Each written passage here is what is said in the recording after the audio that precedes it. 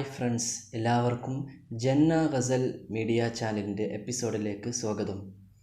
ഇന്ന് നമ്മൾ ഇംപ്ലിമെൻറ്റ് ചെയ്യാൻ ഉദ്ദേശിക്കുന്ന വിഷയം എല്ലാവർക്കും വളരെയധികം ഉപകാരപ്പെടുന്ന മൊബൈലിലെ ഒരു ആപ്ലിക്കേഷനെ കുറിച്ചാണ്.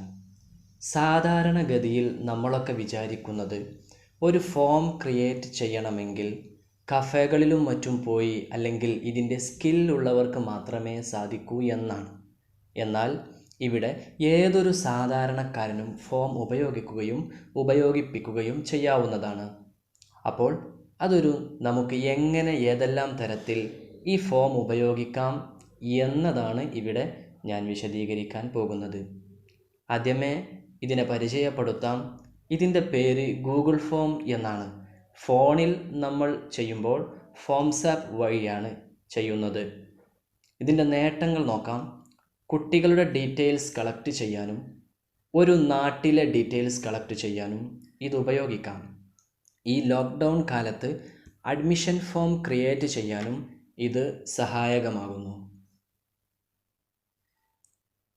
ഇതിൻ്റെ ഏറ്റവും ഉപയോഗം വരുന്നത് സ്കൂൾ തലത്തിലാണ്. ഈ ഒരു ആപ്ലിക്കേഷൻ എങ്ങനെ ഉപയോഗിക്കാം എന്നതാണ് ഈ വീഡിയോയിലൂടെ നിങ്ങൾ കാണാൻ പോകുന്നത്.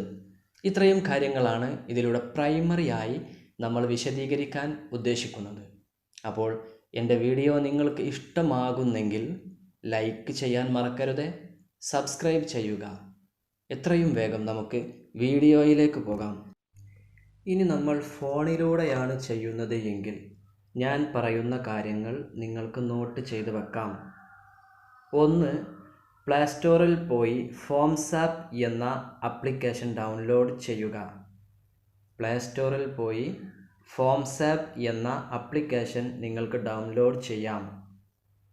ഡൗൺലോഡ് ചെയ്ത് കഴിഞ്ഞ് അത് ഓപ്പൺ ചെയ്ത് ഇമെയിൽ ID കൊടുത്ത് ജോയിൻ ചെയ്യാം.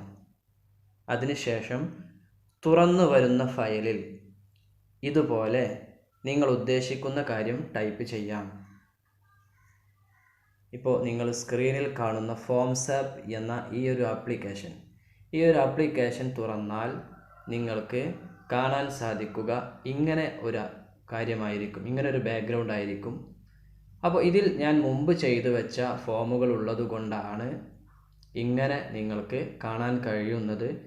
എന്നാൽ പുതിയതായി ചെയ്യുന്നവർക്ക് ഇങ്ങനെ admission, TGI, Wafy, alumni, gathering ഇങ്ങനെ ഒരു ഓപ്ഷൻസുകൾ ഉണ്ടായിരിക്കില്ല.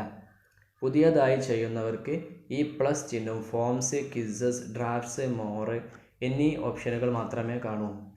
അപ്പോൾ നിങ്ങൾ ചെയ്യേണ്ടത് ഈ പ്ലസ് ബട്ടൺ പ്രസ് ചെയ്ത് കഴിഞ്ഞാൽ ഇവിടെ 2 ഓപ്ഷനുകൾ നിങ്ങൾക്ക് കാണാം. ഇങ്ങനെ 2 ഓപ്ഷനുകൾ നിങ്ങൾ കണ്ടു കഴിഞ്ഞാൽ ഇവിടെ നിങ്ങൾ ഉദ്ദേശിക്കുന്നത് ഫോംസ് ആണെങ്കിൽ, അഥവാ ഒരു സ്കൂളിൽ അഡ്മിഷനുമായി ബന്ധപ്പെട്ടോ അല്ലെങ്കിൽ സ്കൂളിൽ എക്സാം നടത്താനോ ഒക്കെയാണ് നിങ്ങളുടെ ഉദ്ദേശമെങ്കിൽ നിങ്ങൾക്ക് കൂടുതൽ ഫീച്ചേഴ്സ് അടങ്ങുന്ന ഫോംസ് എന്ന ഈ ഒരു ഓപ്ഷൻ തിരഞ്ഞെടുക്കാം. എന്നാൽ ക്വിസസ് എന്നത് തിരഞ്ഞെടുത്തു കഴിഞ്ഞാൽ നിങ്ങൾക്ക് വെറും ക്വിസ് നടത്താൻ മാത്രമേ സാധിക്കൂ. കാരണം കൂടുതൽ ഫീച്ചേഴ്സ് അതിൽ അടങ്ങിയിരിക്കില്ല. ഒരു ഫോം ഉണ്ടാക്കാനോ അല്ലെങ്കിൽ സ്കൂളിൽ പരീക്ഷകൾ നടത്താനോ ആണ് നിങ്ങളുടെ ഉദ്ദേശമെങ്കിൽ നിങ്ങൾ ഫോംസ് എന്ന ഈ ഒരു ഓപ്ഷനാണ് തിരഞ്ഞെടുക്കേണ്ടത്. അതിനുശേഷം നിങ്ങൾ കാണുന്ന ഈ ബാക്ക്ഗ്രൗണ്ടിൽ ഇത് ഞാൻ മുമ്പ് ചെയ്തു വെച്ച ഫോമുകളാണ്. അതുകൊണ്ട് നിങ്ങളുടെ ഈ ഫോമിൽ ഇതൊന്നും ഉണ്ടായിരിക്കില്ല. നിങ്ങളുടെ ഫോമിൽ ഈ ക്രിയേറ്റ് ബ്ലാങ്ക് ഫോം എന്ന താഴെ കാണുന്ന പ്ലസ് ബട്ടൺ മാത്രമേ ഉണ്ടായിരിക്കൂ. നിങ്ങൾ ചെയ്യേണ്ടത് ക്രിയേറ്റ് ബ്ലാങ്ക് ഫോം എന്ന ആ ഓപ്ഷൻ തിരഞ്ഞെടുക്കുക. അതിനുശേഷം നിങ്ങൾക്ക് ടൈറ്റിൽ എന്തെങ്കിലും ഇവിടെ ടൈപ്പ് ചെയ്തു കൊടുക്കാം. ഞാനിവിടെ ടൈപ്പ് ചെയ്തു കൊടുക്കാൻ ഉദ്ദേശിക്കുന്ന വിഷയം പബ്ലിക് എക്സാം എന്ന ഒരു പരീക്ഷയുടെ ഹിൻസാണ്.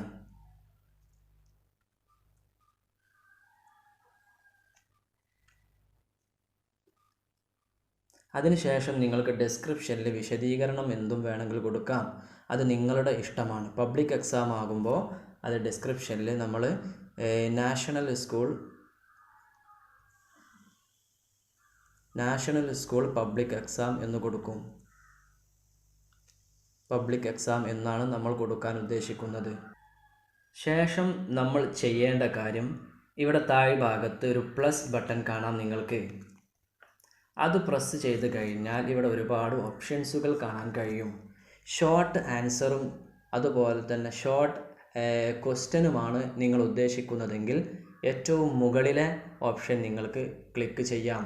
ഷോർട്ട് ആൻസറാണ് നിങ്ങൾ പ്രതീക്ഷിക്കുന്നതെങ്കിൽ മുകളിലെ ഓപ്ഷൻ ക്ലിക്ക് ചെയ്ത് കഴിഞ്ഞാൽ ഇങ്ങനെ ചോദ്യം ആഡ് ചെയ്യാനുള്ള ഒരു അവസരം നിങ്ങൾക്ക് ലഭിക്കും. അപ്പോൾ നമ്മൾ ചെയ്യേണ്ടത് ഇവിടെ ചോദ്യം നമ്മൾ ടൈപ്പ് ചെയ്ത് കൊടുക്കുക. നിങ്ങൾക്ക് ഇഷ്ടമുള്ള ചോദ്യം ടൈപ്പ് ചെയ്ത് കൊടുക്കുക. എന്നിട്ട് പുറത്ത് ഒന്ന് ക്ലിക്ക് ചെയ്ത് കഴിഞ്ഞാൽ അത് അവിടെ സെറ്റിലായി. ഇനി കുട്ടി അതിന് ഉത്തരം എഴുതും, അല്ലെങ്കിൽ മറ്റുള്ളവർ അതിന് അഭിപ്രായം പറയും.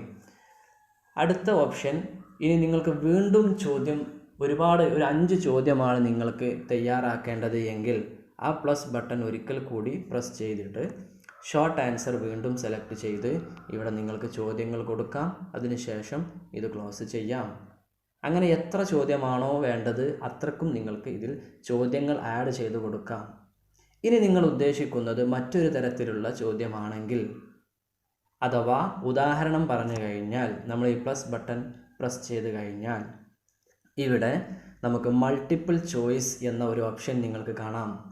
മൾട്ടിപ്പിൾ ചോയ്സ് ഈ ഓപ്ഷനിലൂടെ നമ്മൾ ഈ ഗൂഗിൾ ഫോം ലക്ഷ്യീകരിക്കുന്നത് നമ്മുടെ കുട്ടികൾക്ക് മൾട്ടിപ്പിളായിട്ട് ഉത്തരങ്ങൾ എഴുതാനുള്ള ഒരു അവസരമാണ്. അപ്പോൾ അവർക്ക് ജസ്റ്റ് ടിക്ക് ഇടേണ്ട ആവശ്യം മാത്രമേ ഉള്ളൂ. ചോദ്യം നിങ്ങൾക്ക് എന്തും എഴുതി കൊടുക്കാം. അതിനുശേഷം ആഡ് ഓപ്ഷൻ, അതിൽ നിങ്ങൾക്ക് എന്തും കൊടുക്കാം. നിങ്ങളുടെ ഉത്തരങ്ങളാണ് ഇവിടെ നൽകേണ്ടത്. അതിനുശേഷം ഒരു 3 ഓപ്ഷനാണ് നമ്മൾ നൽകുന്നതെങ്കിൽ add option, again add option, ഇങ്ങനെ 3 ഓപ്ഷൻസുകൾ നമ്മൾ കൊടുത്തു കഴിഞ്ഞാൽ ഇത് ക്ലോസ് ചെയ്യാം. അപ്പോൾ അതും അവിടെ സെറ്റിൽഡായി. ഇനി നമ്മൾ ചെയ്യേണ്ടത്, അപ്പോൾ ഇത് മൾട്ടിപ്പിൾ ക്വസ്റ്റ്യൻ ആണ്, മൾട്ടിപ്പിൾ ചോയ്സ് ക്വസ്റ്റ്യൻ ആണ് ഇപ്പോൾ നമ്മൾ ഇവിടെ എക്സ്പീരിയൻസ് ചെയ്തത്. ഇനി നമ്മൾ ഉദ്ദേശിക്കുന്നത് മറ്റൊരു തരത്തിലാണെങ്കിലോ, അതിന് പ്ലസ് ബട്ടൺ ക്ലിക്ക് ചെയ്തിട്ട് ഈ ചെക്ക് ബോക്സ് എന്നുള്ള ആ ഒരു ഓപ്ഷൻ എടുത്തു കഴിഞ്ഞാൽ ഇവിടെ നമുക്ക് ചോദ്യങ്ങൾ ചോദിക്കാം. ചോദ്യം നമ്മൾ ടൈപ്പ് ചെയ്തു, അതിനുശേഷം ആഡ് ഓപ്ഷൻ എന്തെങ്കിലും ടൈപ്പ് ചെയ്തു, രണ്ടാമത്തെ ഓപ്ഷൻ, തേർഡ് ഓപ്ഷൻ, ഇങ്ങനെ ഒരുപാട് ഓപ്ഷനുകൾ നമുക്ക് കൊടുക്കാം. ഇതൊക്കെ നമ്മൾ എഴുതി പിടിപ്പിക്കേണ്ടതാണ്. ഇങ്ങനെ നമ്മൾ ഓപ്ഷൻസുകൾ കൊടുത്തു കഴിഞ്ഞാൽ നമ്മളത് ക്ലോസ് ചെയ്തു. അങ്ങനെ ഈ 4ാമത്തെ ചോദ്യവും നമ്മൾ ആഡ് ചെയ്തു. ഇനി മറ്റൊരു തരത്തിലാണ് നിങ്ങൾക്ക് വേണ്ടതെങ്കിൽ, ഡ്രോപ്പ് ഡൗൺ എന്ന തരത്തിലാണെങ്കിൽ ഇവിടെ നിങ്ങൾക്ക് അങ്ങനത്തെ ആ ഒരു തരത്തിലുള്ള ചോദ്യമാണ് നമ്മൾ നൽകേണ്ടത്. നിങ്ങളുടെ ഉദാഹരണം പറഞ്ഞാൽ നിങ്ങളുടെ രാജ്യമേത് എന്നാണ് നമ്മൾ ഇവിടെ ചോദ്യം ചോദിക്കുന്നതെങ്കിൽ നിങ്ങളുടെ രാജ്യമേത് എന്നാണ് നമ്മൾ ചോദ്യം ടൈപ്പ് ചെയ്തത്. അങ്ങനെയെങ്കിൽ നമ്മൾ ഓപ്ഷൻ കൊടുക്കുക, ഇന്ത്യ, അതുപോലെ ആഡ് ഓപ്ഷൻ പാകിസ്ഥാൻ, അങ്ങനെ ഒരുപാട് ഓപ്ഷൻ കൊടുക്കാം നമുക്ക്, ബ്രിട്ടൻ, ഇങ്ങനെ ഒരുപാട് ഓപ്ഷനുകൾ, രാജ്യത്തിൻ്റെ പേരുകൾ നമുക്ക് കൊടുക്കാം. ഇനി ഇതെല്ലാം നമുക്കൊന്ന് പരിശോധിച്ച് നോക്കണം, എങ്ങനെയാണ്, ഏത് രീതിയിലാണ് ഇതിൻ്റെയൊക്കെ ഉത്തരങ്ങൾ നമുക്ക് കിട്ടുക എന്നത്, ഈ കുട്ടി എങ്ങനെയാണ് ഇതിനൊക്കെ ഉത്തരങ്ങൾ എഴുതുക എന്നത് നമുക്കിതിലൂടെ എക്സ്പീരിയൻസ് ചെയ്യേണ്ടതുണ്ട്. അപ്പോൾ ഇതും നമ്മൾ ക്ലോസ് ചെയ്തു. ഇങ്ങനെ അവർ ഓപ്പൺ ചെയ്യുന്ന അവസരത്തിൽ അവർക്ക് പരീക്ഷ എഴുതാൻ കഴിയും. ഇവിടെ സ്റ്റാർട്ട്, ഇപ്പം നമ്മളല്ല പരീക്ഷ എഴുതുന്ന ആളുകൾ സ്റ്റാർട്ട് ബട്ടൺ പ്രസ് ചെയ്ത് കഴിഞ്ഞാൽ നമ്മൾ കൊടുത്ത ചോദ്യങ്ങളൊക്കെ അവർക്ക് കാണാം. 1ാമത്തെ ചോദ്യം, 2ാമത്തെ ചോദ്യം, അതുപോലെ തന്നെ ക്വസ്റ്റ്യൻ 3. അപ്പോൾ ഇത് നമ്മൾ മൾട്ടിപ്പിൾ ക്വസ്റ്റ്യൻ ആയിരുന്നു. ഇതിലേതെങ്കിലും ഒന്ന് സെലക്ട് ചെയ്യാൻ മാത്രമേ അവർക്ക് കഴിയൂ. അതാണ് മൾട്ടിപ്പിൾ ചോയ്സ് എന്ന് പറഞ്ഞാൽ, ഏതെങ്കിലും ഒന്ന് മാത്രമേ സെലക്ട് ചെയ്യാൻ കഴിയൂ.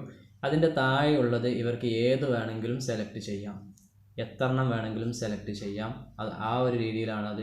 മൾട്ടിപ്പിൾ ചോയ്സ് ആകുമ്പോൾ ഒന്ന് മാത്രമേ സെലക്ട് ചെയ്യാൻ കഴിയുള്ളൂ.